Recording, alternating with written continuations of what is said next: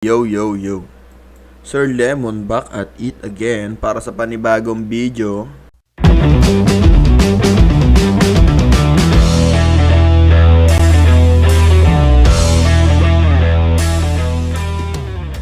Alright. O Sir Lemon ninyo, no, na bad trip na naman sa nakita niyang video, no.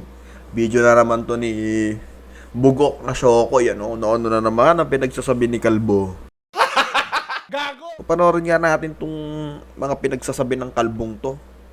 Payag ka ba na yung girl mo ay my boy best friend? Unang-una, bakit mo kailangan? Nagpapanggap yan sa'yo na kaibigan mo eh. Text mo yung best friend mo. Yo, wala boyfriend ko, nalilibugan ako, down ka ba? Tingnan natin kung magsabi siya ng no. Na-imagine mo ba yung nanay mo may boy best friend? Kasi tingnan mo tol, tayong mga lalaki tol, kung hindi ka interesado sa babae, hindi mo talaga yun sila pinapansin. Hindi mo lalaanan ng oras yun. Hindi ka gagawin best friend ng lalaki yan kung 400 pounds ka na babae. Siguro yung lalaking pumapayag na may best friend yung babae niya dahil wala na siyang choice. Kasi kung sa akin yan, no, marami akong choice, ganun, may boy best.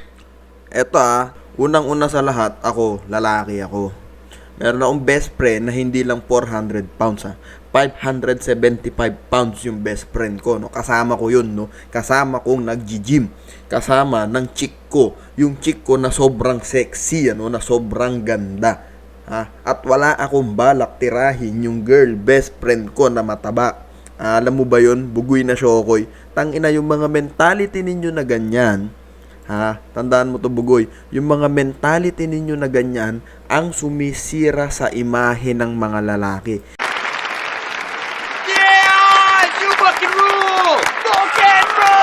Kayo yung mga salot sa lipunan, yung mga pag-iisip ninyo, 10 ng mga kasamahan mong kalbo. Mga bobo! Lahat kayo, mga abnormal mag-isip. Kayo yung mga tinatawag na mayroong criminal minds. Kayo yung mga mas malalapit sa mga devils. Mga devils! Sa mga devils. Bakit ba hindi kayo magbago, Bugoy? Kasama mo tong sino ba to? Itong kasama mo to. Kailangan, kapanigagoy, putang ina mo. Ito ata si Kwan si Boy Bembang ata to si Boy Bembang nga to. Si Boy Bembang ata to. Anong problema nyo kung yung babae ay may boy best friend? Ito sasabihin ko sa'yo, Bugoy. Dalawa lang ang gender, lalaki at babae. Boy, girl. Kung yung boy best friend niya, bading po. Palagay mo, gusto yan tirahin yung chick mo?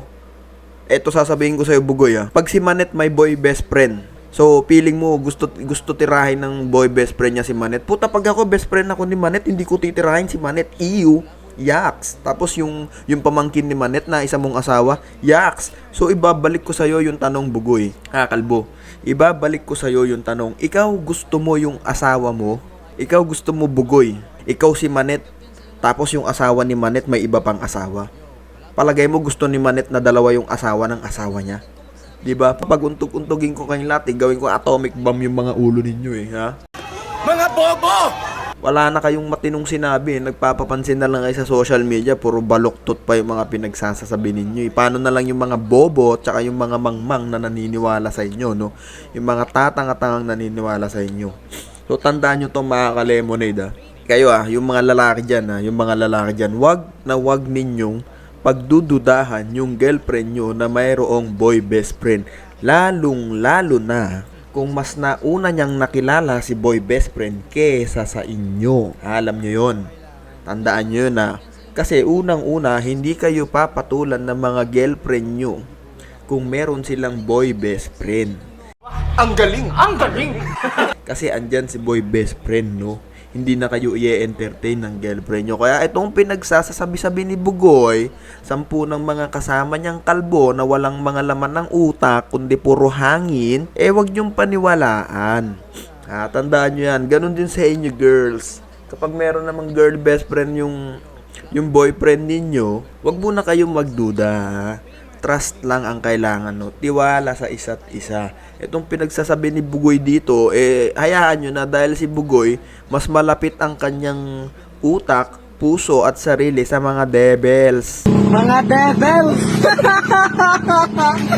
Tandaan nyo yan. Si Bugoy ay isang devil. Kaya huwag kayong naniniwala dyan kay Bugoy. Abnormal yan. Puta, maniniwala ba kayo dito sa pinagsasabi nito abnormal yan, 3 asawa niyan, di ba? Nalagas lang yung isa dahil end of contract na. Tapos, si Boy Bembang, wag ninyong paniwalaan si Boy Bembang. Unang-una, mukha yang may sakit, no? Hindi pa tapos yung stage 4 leukemia niyan. Hayaan nyo muna siyang magpagamot. Pag yan, magaling na, yun, doon maniniwala na ako sa kanya. Pero hanggat mukha siyang may leukemia, hindi ako maniniwala sa kanya. At ikaw naman, Bugoy, maniniwala lang ako sa'yo. Putang ina, pag yung nanay mo nagpakalbo. Gago! Ano pinagsasabing shit sa social media? Ayaw nyo na may best friend yung mga girlfriend nyo. Putang ina mo, stick to one ka. Puta, doon ka lang kay Manet. Doon ka lang sa Diamond sa noon niya. At gumawa kayo ng rap. Pangit ng rap ninyo. Babaho ninyo kayo. 10 na mga kalbong mga magtotropa kayo. Pag untugin ko kayo, sabi ko sa inyo, tangina, pag lang lumaki-laki yung katawan ko, parang, puta, parang Batista. Puta, ibabatista bab ko kayo sa isa doon. Sa Manila Bay, putang ina nyo, ibabalibag ko kayo. Mga salot kayo sa lipunan. Putang ina, nung pinagsasabi-sabi ninyo dyan. Pag mataba ka, pag matabay babae, walang boy best friend. Putang ina mo, may papakita ako sa'yo, may mga boy best friend siya, yung mataba na nagtitiktok. Puta, ragis kang kalbo ka. Ikaw kasi manyak ka. Bugoy, manyak ka. Madumi utak mo. Hindi namin sing dumi yung utak mo. Yung utak namin malilinis. Yung utak ni Sir Lemon malinis, may konsensya, may respeto sa babae. Bugoy, wala kang respeto, no?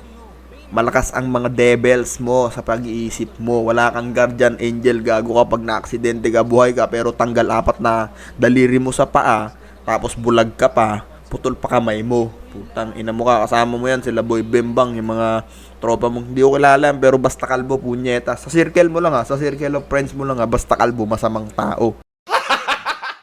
So yun lamang mga ka-lemonade, no? Inuulit ko, no? I-report natin to si Bugoy na Shokoy, no? Tsaka tong mga tropa niya, sila Boy Bembang na walang mga respeto sa mga babae.